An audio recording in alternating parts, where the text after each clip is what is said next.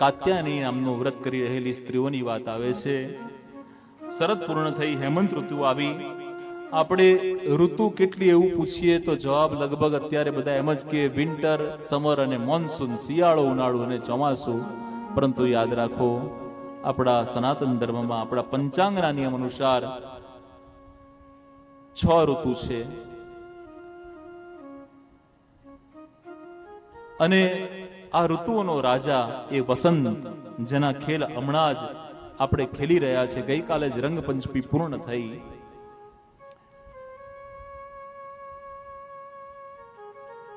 હેમંત ઋતુ અને હેમંત ઋતુનો પ્રથમ માસ એ માગસર માસ કહેવાય છે. અને ભગવાન ગીતાજીમાં પાછા એ જ કે માસા નામ માર્ગ શીર્ષો. માગસર મહિનામાં શ્રીમદ ભાગવત કથાના ખૂબ પારાયણ થાય, કારણ કે માગસર માસ એ સ્વયં પ્રભુનો વિભૂતિનો માસ છે. હેમંત ઋતુમાં માગસર મહિનાની અંદર આ કાત્યાયની નામનું વ્રત કર્યું છે. કાત્યાનું વ્રત કરી અને પ્રાર્થના કરે છે, કાત્યાયની મહામાયે મહાયોગિન્યધીશ્વરી નંદ ગોપ સુતમ દેવી પતિમ મે કુરુતે નમઃ.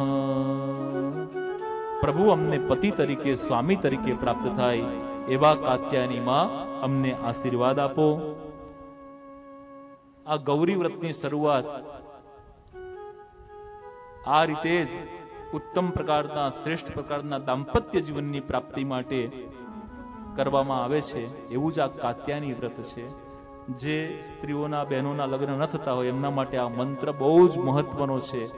આ મંત્રથી પ્રભુના આશીર્વાદ મળશે, માં કાત્યાયનીની કૃપા થશે અને તમારે ત્યાં દીકરીના યોગ્ય ઠેકાણે લગ્ન થશે.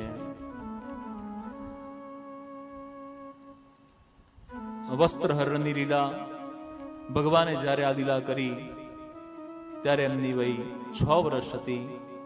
અને 6-6.5 વર્ષના બાળકમાં કોઈ કામ વિકાર ન હોય, પરંતુ જળની અંદર જ્યારે જળાશયમાં સ્નાન કરવા જાય ત્યારે એની મર્યાદા છે કે તમને સ્વિમિંગ આવડતું હોય તો પણ ઘૂંટણથી ઊંડા પાણીમાં સ્નાન કરવા ન જવાય. અને નદીમાં સ્નાન કરવું હોય તો પણ પહેલા સ્નાન કરીને પછી સ્નાન કરવું જોઈએ.